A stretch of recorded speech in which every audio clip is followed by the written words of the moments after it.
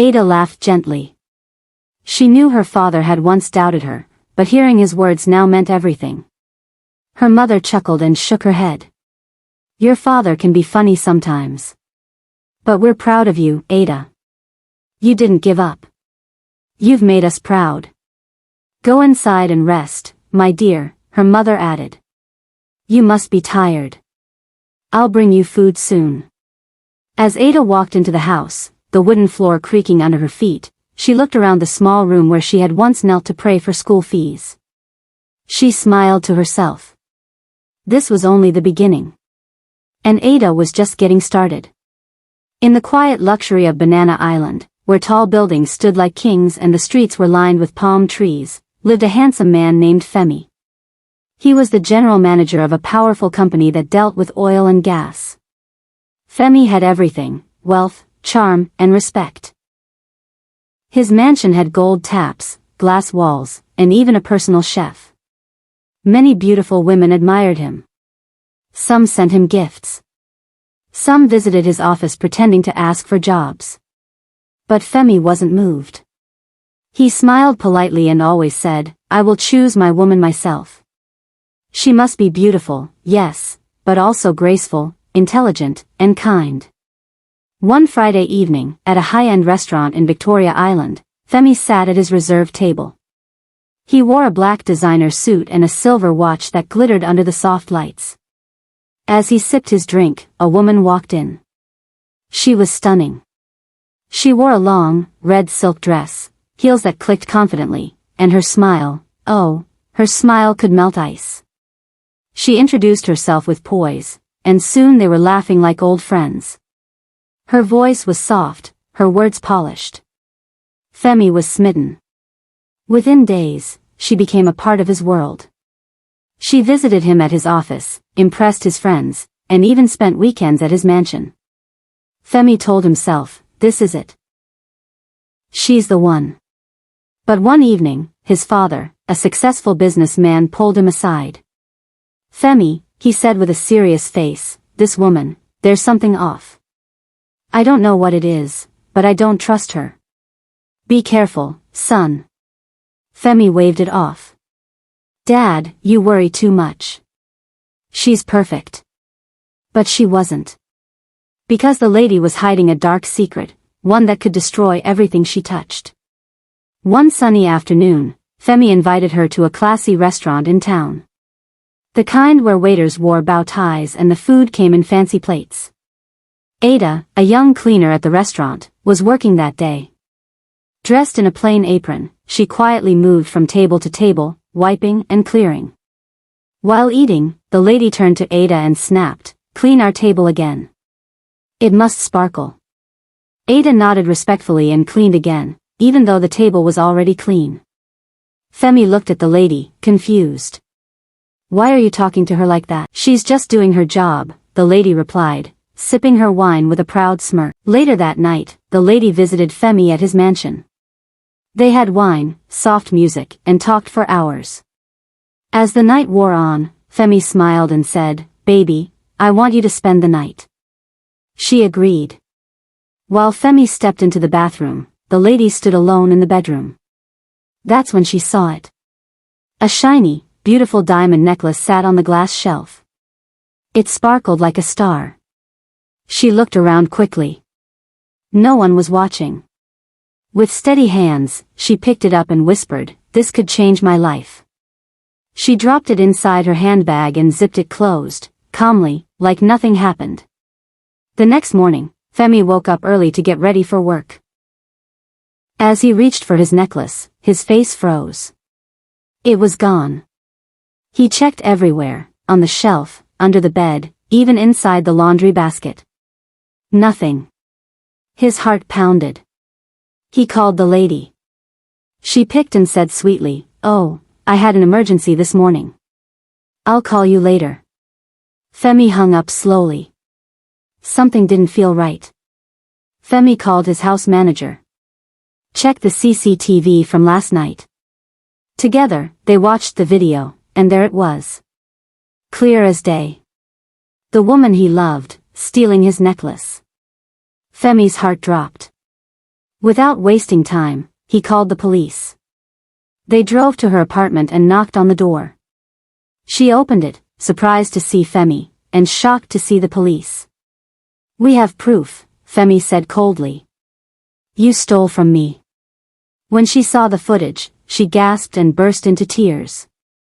But it was too late. The police took her away. Femi stood outside, watching as the woman he once dreamed of marrying was driven away in handcuffs. That day, something in him broke. He sat in his car, staring at the sky, whispering to himself, "How could someone I loved do this to me?" From that moment, Femi found it hard to trust any woman again. But what he didn't know was, destiny had another plan. One sunny morning, Femi sat with his father, Mr. Deli, a rich and powerful man who owned several companies across Nigeria. His voice was calm, but serious. "My son," he said, "I gave you your position in the company because I believe you have what it takes to lead. But there's something more important I want from you now." "What is it, father?" Femi asked, sitting up straight. "I want to see you settle down. You need a good, responsible, and God-fearing woman by your side. Someone who will help you protect and grow our family legacy. I'm getting old, Femi. I want to see my grandchildren before I die." Femi sighed. "Father, I understand. But I can't just marry anyone. I'll marry when I find the right woman." "I can help you find one," Mr. Deli offered carefully. But Femi quickly replied, "No, father. Let me handle it myself." "All right," Mr. Deli said softly. "I will wait. But not forever." Meanwhile, in a fancy restaurant on the busy streets of Victoria Island, Ada was still working hard, cleaning tables, sweeping floors, and carrying trays. Though she had finished school with good grades, she hadn't found a job that matched her degree. Still, she kept pushing. She believed that even a small beginning could lead to something big. Then one afternoon, something unexpected happened. The restaurant's head cook got into a fight with the owner and was fired on the spot. The owner looked around, frustrated. "Who can cook here?" Ada raised her hand slowly. "Sir, I can cook." He looked at her with doubt. "Can you cook both local and continental meals?" "Yes, sir," she replied confidently. "All right then," he said. "You start tomorrow." Ada was surprised, and happy, but also unsure. As she walked home that night with her lunch in a paper bag, she whispered to herself, "Is this what I studied for? To be a cook?" Then she smiled and said, "No matter what, I won't give up. I will keep climbing, step by step." Ada didn't waste anything. On most days, she packed her leftover lunch and took it home to her parents in Ajagunal. They would sit together, enjoying the tasty food. Her mother would say, "Ada, your food is sweet like honey." Her father would smile and say, "My daughter, the world will taste your cooking one day." And every time they finished eating, they would join hands and pray, "May your star shine brighter than ours." Back in Banana Island, Mr. Deli grew more restless. Femi still hadn't found a woman. So, the old man made a quiet decision. "I will search for a good wife for my son, but he must never know." He started asking trusted friends if they knew any good, humble, and educated young woman. One day, a close friend leaned in and said, "There's a young lady named Ada. She works at a restaurant I visit often. She's not just a great cook, she's kind, respectful, and, believe it or not, a first-class graduate." Mr. Deli's eyes widened with interest. A first-class graduate, working in a restaurant? He was impressed, and curious. Mr. Deli came up with a plan. A strange plan. One evening, he dressed up in old, torn clothes. He rubbed dust on his face, wore slippers with holes, and looked like a poor, tired beggar. He walked slowly toward Ada's restaurant and some people laughed at him. Others told him to go away. Ada felt sad and said, "Why are you being so mean to this man?" Then she gave her food to the old man and said, "You can eat this food. I will eat Gary and groundnuts at home." The old man thanked Ada and prayed for her. "God bless you, my daughter," he said, trying not to reveal his real voice.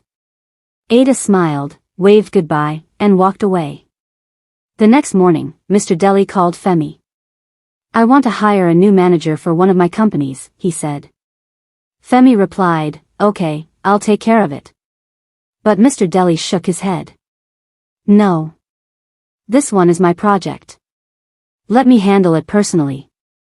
Within days, a job advert was posted in the newspaper and online. It looked like a normal job post, but it was all part of Mr. Deli's secret plan.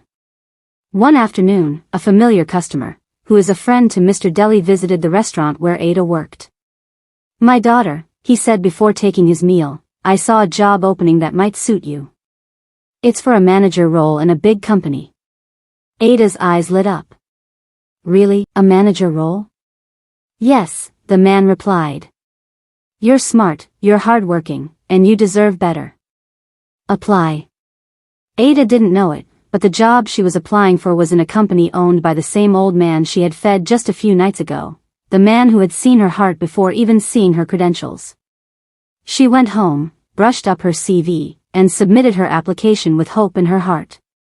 She whispered, "God, if this is the beginning of something new, I am ready." The day of the interview arrived. The company building was tall, glassy, and intimidating. Inside, the waiting room was full.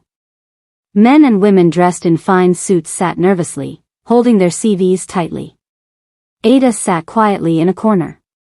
Her heart beat fast, but her mind was focused. She prayed silently, "God, please let this be my breakthrough." At exactly 10 a.m., the interview began. To everyone's surprise, the owner of the company himself, Mr. Deli, was conducting the interviews. Beside him sat Femi, looking sharp in his navy blue suit. Each candidate entered, answered questions, and left. Then it was Ada's turn. As Ada sat down, Mr. Deli's phone rang. He frowned. "Excuse me, I need to take this urgent call," he said. He turned to Femi. "Please continue." Femi nodded, then looked up at Ada, and froze. He blinked. "Isn't this the cleaner from the restaurant? The one who was asked to scrub our table? What's she doing here?" But as Ada spoke, his doubts melted away. She answered each question clearly and confidently. Femi was impressed. She was smart, quick, and honest. When Mr. Deli returned, he smiled at Ada. "You may not remember me," he said, "but I'm the old beggar you gave food to the other day."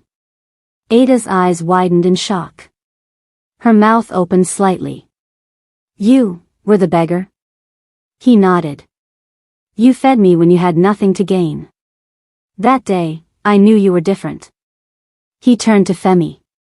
"Prepare her appointment letter. She starts work on Monday." Ada left the room with trembling hands and a full heart. When Ada got home, she ran to her parents. "Mama. Papa. I got the job." They hugged her with joy, but when she told them the full story, the beggar, the interview, the car, and the accommodation in Banana Island, they couldn't believe their ears. "You've taken us out of poverty," her father said, tears rolling down his face. Ada smiled. "We're leaving Ajagunal. Our new life starts now." They held each other tightly. The house was filled with laughter and the smell of fried Gary. On Monday morning, Ada walked into the company wearing a simple but elegant dress. Her ID badge hung proudly around her neck. Femi watched her from his office window. "She's different," he said quietly. Later that day, Mr. Deli asked, "How was her first day?" Femi smiled. "She's smart, focused, and respectful. She'll go far." Mr. Deli nodded. "I knew it." But something darker was brewing behind the walls. As Ada organized files in the staff room, she overheard whispers from Femi's personal assistant and another senior manager. "Femi thinks he's untouchable," one said bitterly. "We'll show him. We'll poison his drink during the directors' meeting," the other whispered. Ada froze behind the door. Her heart pounded. Poison? She wanted to scream, but she didn't. "No one will believe me," she thought. I'm new here. But she couldn't shake the fear that Femi, her boss, was in danger. Every time Ada saw Femi, she wanted to tell him the truth. But how? What if they turned it on her? She smiled at him in the hallways, but her heart was heavy. And Femi noticed. Is something wrong? He asked once. No, sir. I'm just tired, she replied. But the truth was, Ada was scared. A few weeks later, Mr. Deli visited Femi again. As they talked over coffee, he smiled and said, "What do you think of Ada?" Femi looked up, surprised. "She's doing well. I think she'd make a good wife," Mr. Deli said gently. Femi frowned. "She's my employee. I don't want anything serious." But his father chuckled. Sometimes, the best blessings are already around us. We just can't see them yet. One afternoon, Ada went into the restroom, and froze again. The same two managers were whispering about poisoning the water bottle during Friday's board meeting. This time, Ada quietly brought out her phone, and pressed record. She captured every word. Her hands shook. This could save Femi's life, she thought. On her final training day, Ada invited the entire board to a meeting, Mr. Deli, Femi, and the two evil managers included. She stood in front of them and said calmly, "Thank you for this opportunity. I have something to share." She pressed play. The room went silent. The voices of the managers filled the air. "We'll poison his drink. He won't see it coming." Gasps. Shock. Then anger. Mr. Deli stood up in rage. "You wanted to kill my son? After all I've done for you?" He called the police immediately. The two men were arrested before they could leave the building. After the chaos, Femi walked up to Ada. He looked at her with gratitude and said softly, "You saved my life. I can never repay you." Ada smiled nervously. "I just did what I had to." He took a deep breath. "Ada, would you be my girlfriend?" She blushed. "Yes." Mr. Deli watched from the corner, smiling like a proud matchmaker. Within 1 year, Ada helped turn the company around. She introduced new ideas, brought fresh clients, and became the youngest senior manager ever appointed. People began to whisper that Ada, she's not just smart, she's blessed. One morning, Femi took Ada on a boat ride across the Lagos lagoon. As the sun set, he knelt down, held out a beautiful ring, and asked, "Will you marry me?" Tears filled Ada's eyes. "Yes, Femi. 1,000 times, yes." 1 month later, they had a grand wedding. Friends, family, and even former classmates came to celebrate. Soon, they welcomed 2 children, a boy and a girl. Years passed. Mr. Deli grew older and weaker. One peaceful afternoon, he called Femi and Ada to his room. "My time has come," he said gently. "But I am happy. Femi, you married a queen. Ada, you saved my son and built a great future. My legacy is safe in your hands." He held their hands, smiled softly, and closed his eyes for the last time. They buried him with honor, love, and peace. The moral lesson to learn from this story is that a small act of kindness can open doors bigger than dreams. Never look down on anyone. And never stop doing good. It just might change your life forever. Hope you enjoyed the story. Leave your thoughts in the comments section, and do not forget to like, subscribe, and turn all notifications, so you will be notified for more interesting stories.